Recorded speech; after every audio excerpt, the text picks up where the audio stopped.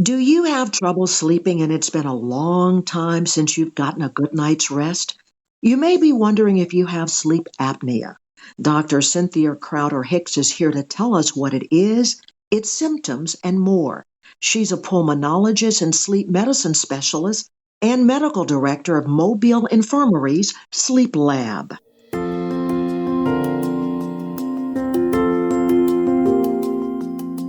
This is Lifecast, a podcast from Infirmary Health. I'm Cheryl Martin.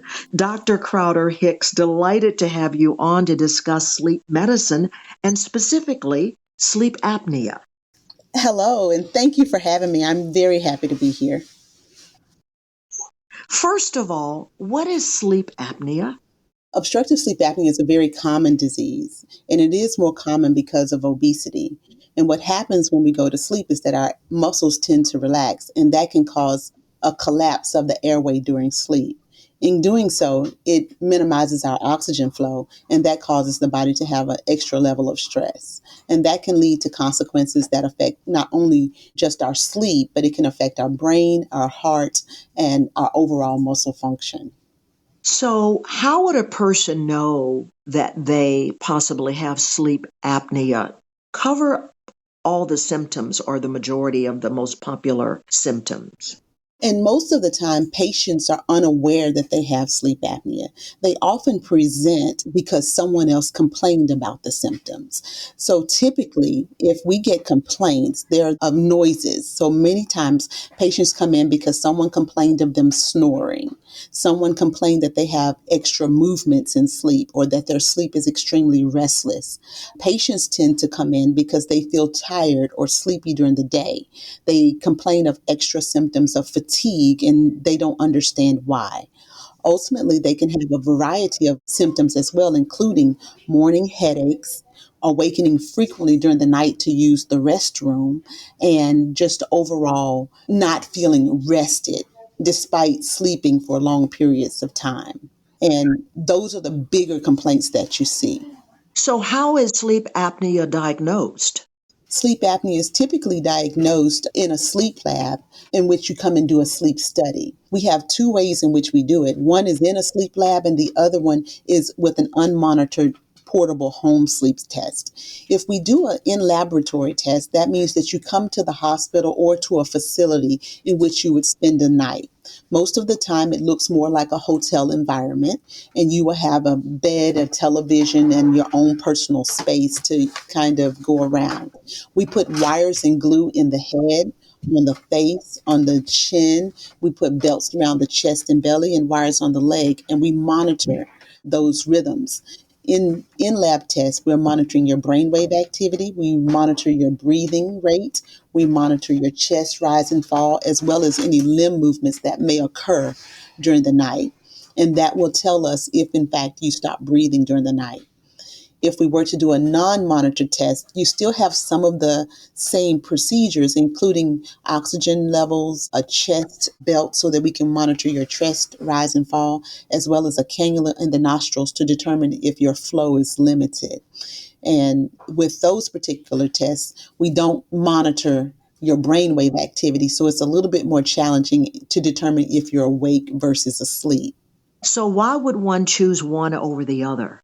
If you don't have a lot of comorbidities, and by that I mean if your medical history is pretty straightforward, maybe high blood pressure and obesity, but no other abnormalities that need to be monitored, a home test is a viable option.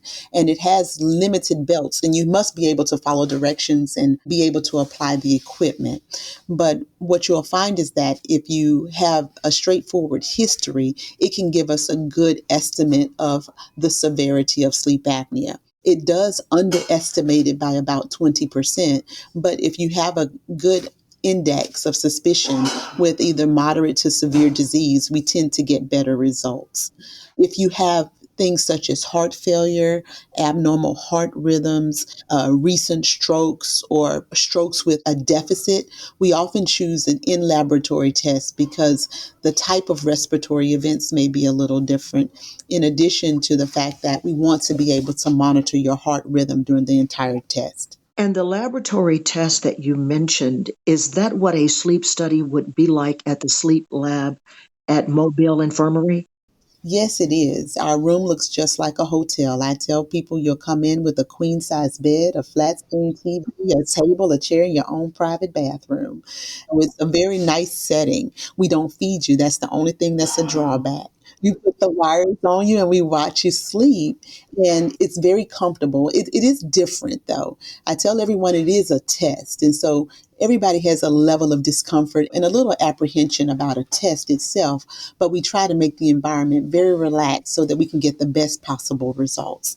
And a person is there, what, for 8 or 10 hours? Usually for about 10 hours. And we get you there a little bit early so you get familiar with your environment and get comfortable with the technicians. It allows us the opportunity to put our wires and our leads in place so that you can also get settled in. We allow you to maintain your normal routine as much as possible in that if you read prior to bed or watch a little television, and then we turn off all devices and then we just go to sleep.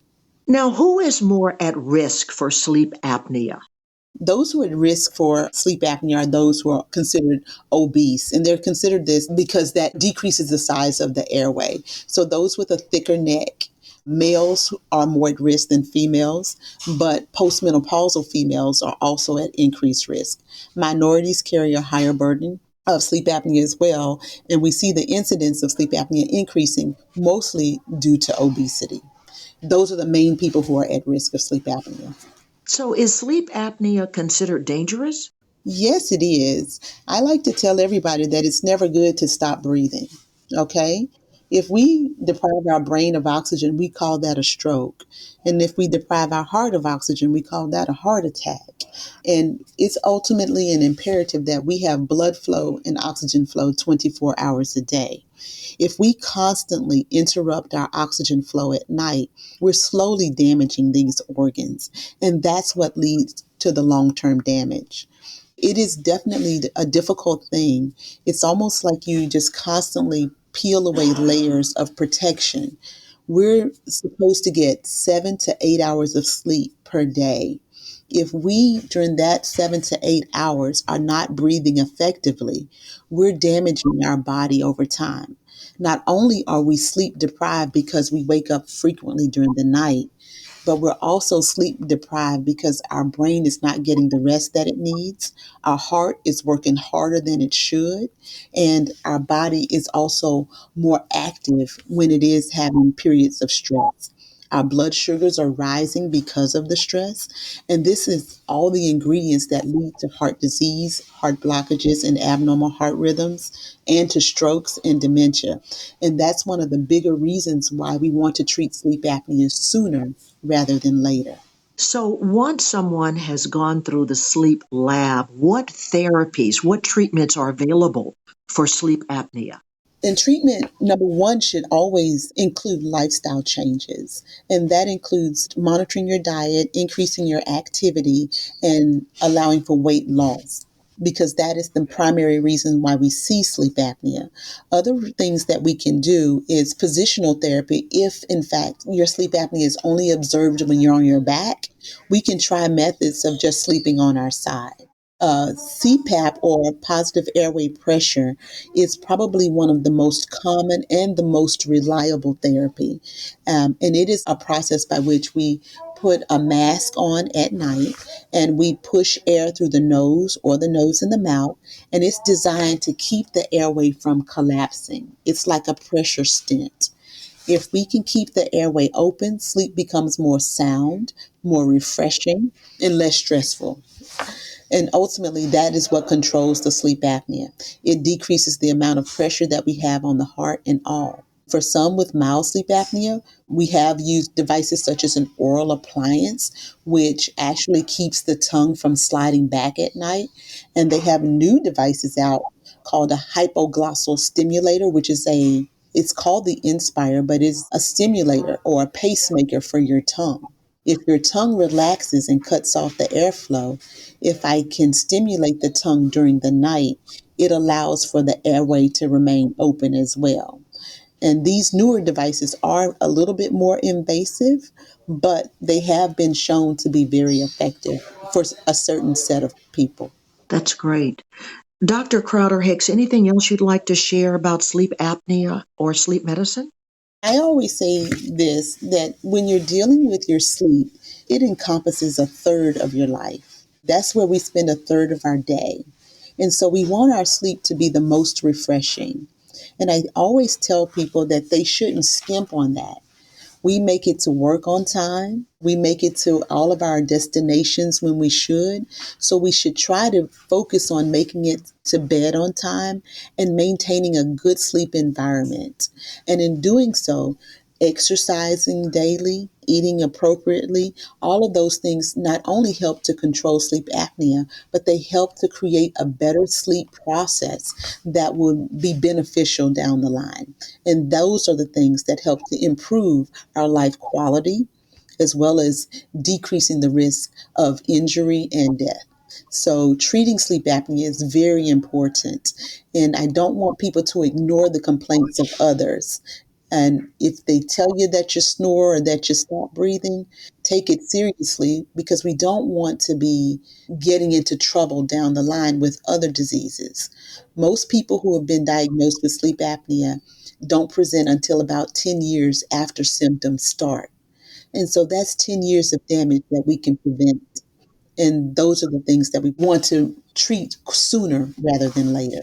A great final word. Dr. Cynthia Crowder-Hicks, thanks for sharing your expertise on sleep apnea and offering just some practical solutions. Thank you so much. Thank you very much for having me. As the first choice for healthcare for the Gulf Coast region, Infirmary Health is here for you, here for life. Visit us at infirmaryhealth.org to find a physician near you. And if you found this podcast helpful, please share it on your social media.